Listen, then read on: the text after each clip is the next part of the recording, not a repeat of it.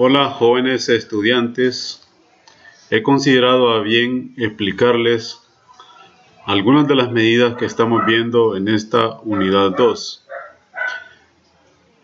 Empezaré a explicarles un poco cómo se calcula la moda para datos agrupados. Si nosotros disponemos de una distribución de datos agrupados como la que estamos viendo, y el objetivo es calcular la moda, lo primero que debemos hacer es identificar cuál es la clase modal. La clase modal es aquella la que tiene mayor frecuencia, como lo estamos viendo en la parte anaranjada, ¿no? Y esa clase modal se ubica en la clase 4. J es igual a 4. Pues bien, la moda la vamos a identificar con la letra M sub O. Y va a ser aquella que está determinada por el límite inferior de la clase modal más un delta 1 sobre delta 1 más delta 2 multiplicado por el ancho de clase. El ancho de clase de la clase modal, J décima, que en este caso es la clase 4, pues va a ser el límite superior de esa clase menos el límite inferior de esa clase, que en este caso estamos viendo que es 55 el límite inferior y 65 el límite superior. Entonces la diferencia entre ellos, 65 menos 55, es 10. Pues delta 1 va a ser la frecuencia absoluta de la clase modal menos la frecuencia absoluta anterior a la clase modal. Y el delta 2 pues será la frecuencia absoluta de la clase modal menos la frecuencia absoluta de la siguiente clase a la modal. Y esas diferencias son 23 y 34. Teniendo identificado y el límite inferior de la clase modal, pues va a ser en este caso 55. Teniendo identificados los elementos de la fórmula, procedemos entonces a ubicarlos en la fórmula. Y nos queda de esta manera. Entonces la moda para este ejemplo sería 59.04. Vamos a pasar ahora a ver lo que es la mediana. De igual manera como lo hemos hecho anteriormente, lo primerito que hacemos, tenemos la misma tabla anterior, o sea, datos agrupados, y lo que queremos ahora es calcular la mediana. La mediana, lo primero que debemos hacer es identificar la clase mediana. Bueno, entonces recorremos, en este caso vamos a ocupar otra columna más en la tabla que son las frecuencias absolutas acumuladas, las n sub i mayúsculas. Vamos a recorrer las n sub i hasta alcanzar el valor de n sobre 2, que es un valor que está en la fórmula, como lo estamos viendo acá. N sobre 2 es igual a 83.5, o sea, es el total de datos 167 entre 2, y eso es 83.5. Y lo alcanzamos justo al recorrer los n sub i, las frecuencias absolutas acumuladas en la clase 4. 1, 2, 3, 4. J es igual a 4. Es importante identificar la clase modal. Entonces vamos a trabajar con el límite inferior 55 y el ancho de clase que será 65 menos 55, es el A sub J. Sustituyendo estos valores, primero los identificamos, como ya dije, el ancho de clase es 10, el límite de la clase de la mediana es 55, el límite inferior, y la frecuencia absoluta de esa clase de la mediana es 55. Sustituyendo estos datos en esta fórmula que tenemos acá, pues tenemos que la mediana la vamos a denotar por esta X colochita, a diferencia de X barra, porque X barra es una rayita y aquí observamos que es un colochito arriba. Entonces, sustituyendo los datos, tendríamos que la mediana vale 58. Ahora vamos a pasar a hablar de otras medidas que están ubicadas en la unidad 2. Los cuantiles son medidas estadísticas llamadas también medidas de posición. Y algunas de estas son los cuartiles, los deciles y los percentiles. Los cuantiles es una gama de medidas de posición, ¿no? Y hay más de los cuartiles, deciles y percentiles, pero las más utilizadas son los cuartiles, los deciles y los percentiles. Empezaré hablando de los percentiles. Los percentiles son medidas que dividen a la población en 100 partes iguales, con el 1% de los datos en cada parte, como lo estamos viendo en el gráfico, ¿no? Entonces van a haber 99 percentiles. El percentil 1 tendrá el 1%, entre el percentil 1 y el percentil 2 habrá también el 1% de los datos, pero abajo del percentil 2, desde el inicio, habrán ya el 2%, y así sucesivamente hasta llegar al percentil 99. De tal manera de que los percentiles van a dividir a la población en 100 partes iguales, con el 1% cada uno. La fórmula para calcular el percentilésimo, pues la tenemos acá, ¿no? Para cada i tenemos un percentil. El j es una identificación de la clase a donde cae el percentilésimo de interés que estamos estimando. Siempre el a sub j es el ancho de clase de la clase del percentilésimo, ¿no? El n sub j menos 1 es la frecuencia absoluta acumulada anterior a la clase del percentilésimo. Y el L inf j es el límite inferior de la clase del percentilésimo. Y el n sub j minúscula pues es la frecuencia absoluta de la clase j del percentilésimo. Siempre es importante identificar el valor de j para ver en cuál clase estamos ubicados. Como ejemplo vamos a ver el percentil 10. Siempre es necesario, estamos trabajando siempre con el ejemplo que venimos tratando de los datos agrupados, y siempre vamos a ocupar para este tipo de medidas la columna de las frecuencias absolutas acumuladas. Como ustedes ven, este valorcito que aparece en la parte anaranjada, 10 por n sobre 100, está metido en la fórmula. Sería, como estamos con el percentil 10, es el ejemplo, el i vale 10. Entonces sería 10, el i vale 10, como ustedes lo están aquí viendo en la fórmula. Y 10 por n entre 100 es igual a 16.7. Este valor tenemos que recorrer los n sub i hacia abajo hasta alcanzar ese valor. Cuando tenemos 12 todavía no lo alcanzamos. En 35 sí ya lo alcanzamos, el 16.7. Entonces quiere decir que la clase del percentil 10 será la clase 2. O sea que en este caso no lo ubiqué por acá, pero j vale 2. En la fórmula j va a valer 2. Pues bien, aplicando la fórmula, j ya vale 2, j menos 1, n sub j. Ustedes ven, aquí he sustituido el j, es decir, el límite inferior de la clase 2. El ancho de clase, que ya lo hemos venido calculando, sustituyendo todos esos valores, pues tenemos que el percentil 10 vale 37.04. De igual manera se definen en este caso los deciles, ¿no? Son 9 deciles que parten a la población en 10 partes iguales, con el 10% cada uno. Como lo estamos viendo acá en el gráfico, ¿no? El decil 1 va a dejar el 10% hacia abajo, y entre el decil 1 y el decil 2 hay otro 10% de datos. Hacia abajo completamente, totalmente hacia abajo del decil 2 habrá ya el 20%. Y así sucesivamente. Si yo les hablo del decil 9, tendrá que dejar un total de datos hacia abajo del 90% y el 10% hacia arriba. La fórmula del decilésimo es la que tenemos acá, ¿no? Parecida como hemos definido los percentiles. Ahí podemos identificar. El i se refiere al decil que estamos tratando, 1, 2, 3 hasta 9.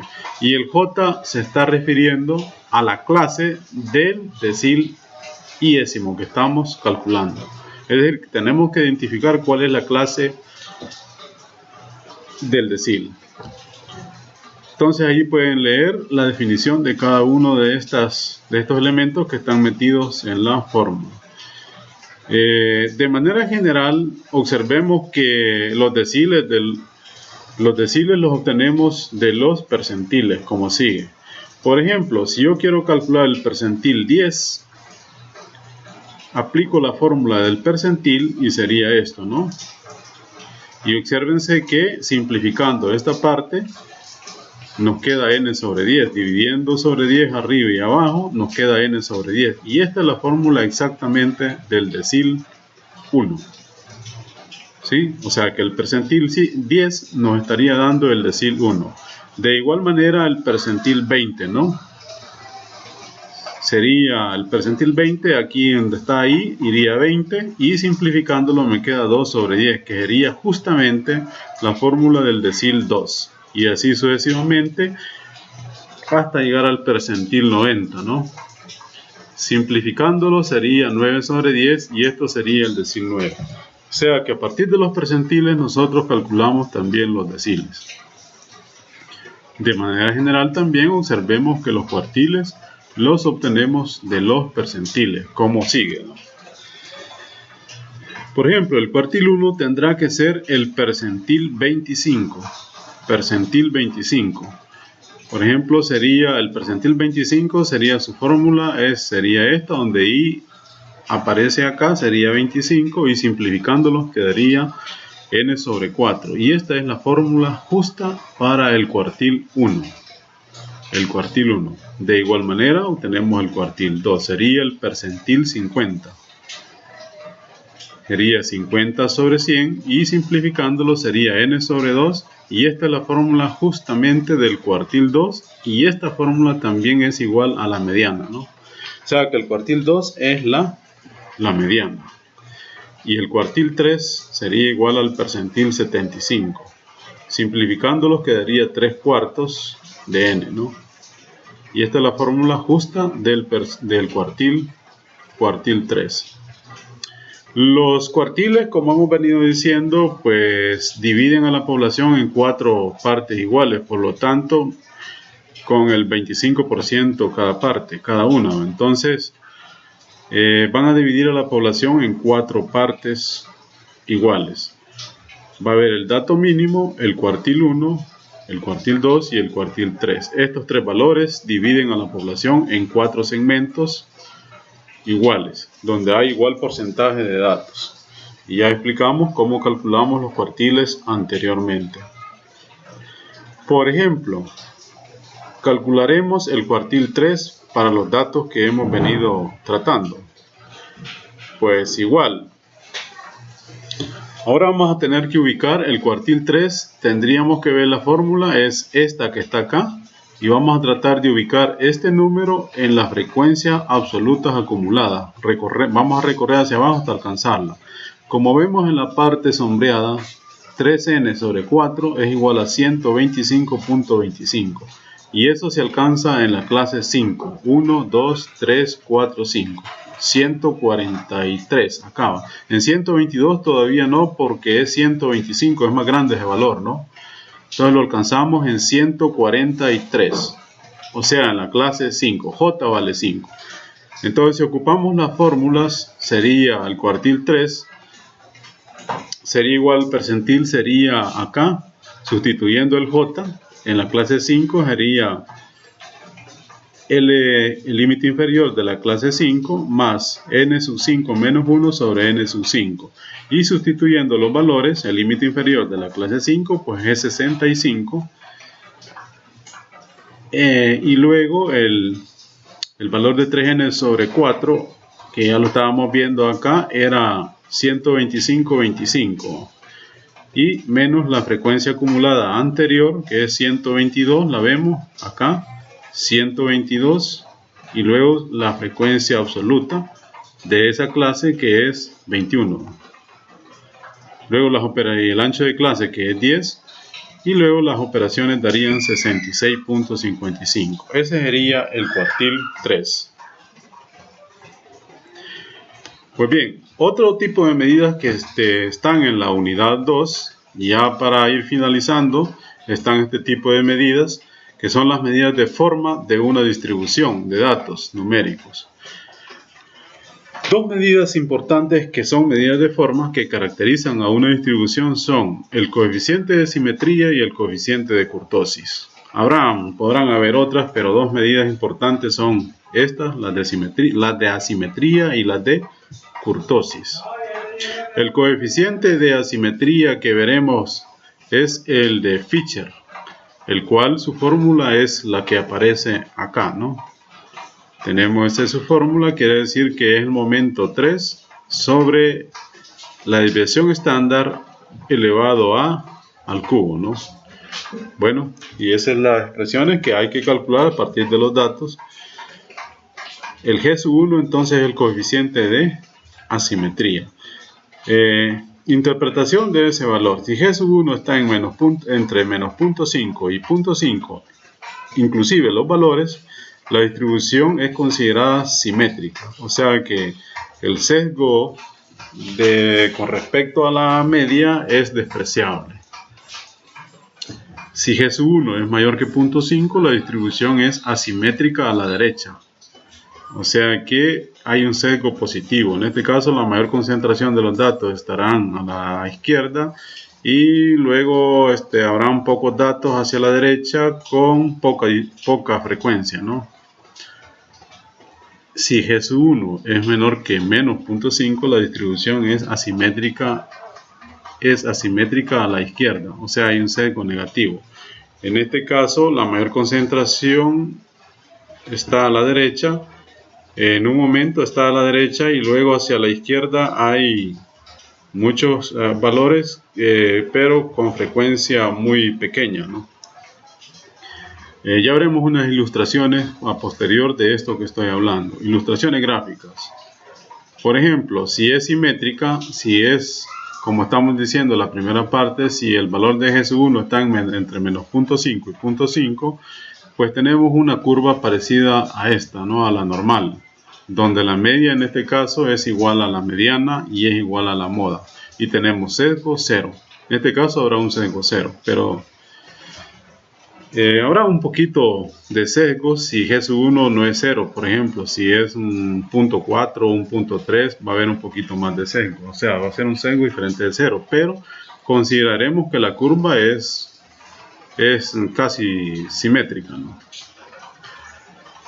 Por otro lado, si G sub 1 es mayor que 0.5, o sea que los datos, la mayor parte de los datos están situados acá con mayor frecuencia, pero hacia la derecha hay varios datos con frecuencia muy pequeña, ¿no? Y entonces en este caso es asimétrica a la derecha, con un sesgo positivo. De igual manera hay un sesgo negativo, ¿no? Es decir, si los datos están concentrados en un punto y hacia la izquierda hay muchos datos con poca frecuencia, ¿no? Y entonces tendríamos una asimetría a la izquierda. Hay un sesgo negativo. Y hasta aquí nos sirve para describir un poco la forma de la simetría de la curva, el coeficiente G sub 1. El otro coeficiente es el coeficiente de kurtosis. Y este está dado bajo esta fórmula. Es el momento 4 entre la desviación estándar a la cuarta menos 3. O sea, la fórmula ya entre los datos sería esta que tenemos acá. Que se interpreta del siguiente modo. Si G sub 2 está entre menos 0.5 y 0.5, la distribución es considerada mesocúrtica o normal, parecido a la normal. Si G sub 2 es mayor que 0.5, la distribución es leptocúrtica o por encima de la normal, o es más picuda que la normal, podríamos decir. Y si G sub 2 es menor que menos 0.5, la distribución es platicúrtica o por debajo de la normal. Eso lo podemos ver gráficamente. La que está en azul, por ejemplo, es la curva normal. La curva normal es como un parámetro a partir de la cual nosotros podemos decir si es platicúrtica o si es leptocúrtica. La curva normal que es en azul, es la que consideramos como mesocúrtica. Ahora, si está por encima como la roja, esa ya va a ser leptocúrtica. Y si está por debajo del azul como la verde, esa va a ser platicúrtica. O sea que la curva de referencia es la normal. O sea, aquí tendremos en la roja tendríamos un G2 mayor que 0.5. Y en la verde tendríamos un G2 menor que menos 0.5. Y la azul tendríamos un G2 que puede estar entre menos 0.5 y 0.5 y la consideraríamos como mesocúrtica. Para ver un ejemplo, por ejemplo, consideremos los siguientes datos agrupados, que somos los que... Bueno, este es otro ejemplo diferente a los que hemos venido tratando, pero si nosotros tenemos una distribución agrupada, como la que tenemos aquí, podemos calcular, digamos, tenemos la frecuencia absoluta, los puntos medios. Podríamos calcular estos productos. El producto de los n sub i de la frecuencia absoluta por los puntos medios. Y aquí están indicadas las fórmulas de cómo podemos ir obteniendo, digamos, estos datos, ¿no? Y estos datos nos van a servir para aplicar las fórmulas que hemos venido viendo, ¿no? Para calcular lo que son los coeficientes de asimetría y de kurtosis. Luego, aquí tenemos los totales, las sumas, y a partir de ahí, pues se definen los que son, aplicando la fórmula, el momento. Por ejemplo, la media no es nada más que la suma de estos productos, ¿no? Partido, que sería la suma total, partido por el total, que es 167, ¿no? Y ese sería este valor. La varianza, pues no sería nada más que la suma de todos estos productos, sería este total partido este total entre 167, ¿no? Y tenemos la varianza. Y la desviación estándar, pues es la raíz cuadrada de este valor, que es 15.08. El momento 3. El momento 3, pues decíamos que es la sumatoria de los cubos, ¿no? Que tenemos acá partido sobre 167. Y todo eso partido también sobre lo que es la desviación estándar elevado al cubo, ¿no? Y eso nos daría G sub 1. Bueno, es de ver las fórmulas que ya estuvimos viendo de arriba anteriormente. La cuestión es que aquí nosotros ya obtenemos ya con esta tabla fácilmente todas las medidas de M sub 3, mejor dicho, todas las medidas que nos interesan, G sub 1 y G sub 2, y yéndonos a la fórmula, viendo los totales que tenemos acá y el total de datos. Entonces vemos que en este caso, como una conclusión, es que G sub 1 es 0.16, está entre menos 0.5 y 0.5. ¿Sí? Y G sub 2 es menos 0.38, está también entre menos 0.5 y 0.5. Por lo tanto es aproximadamente simétrica y aproximadamente mesocúrtica o muy parecida a la curva normal. O sea que esta distribución de datos tiene una estrecha relación o muy parecida a lo que es la curva normal. No es exactamente idéntica porque no son ceros estos valores, pero sí se acepta que tiene una estrecha relación o muy parecida a la curva normal. Bueno, queridos estudiantes, espero de que este video pues despeje algunas dudas que pueden estar teniendo, digamos, en el desarrollo de estas clases. Recuerden que posteriormente, en esta semana que viene, vamos a colgar otra guía de ejercicios y habrá otra nueva tarea. Entonces, espero de que este video haya sacado algunas dudas, si es que las tienen, y si no, pues perfecto. Gracias.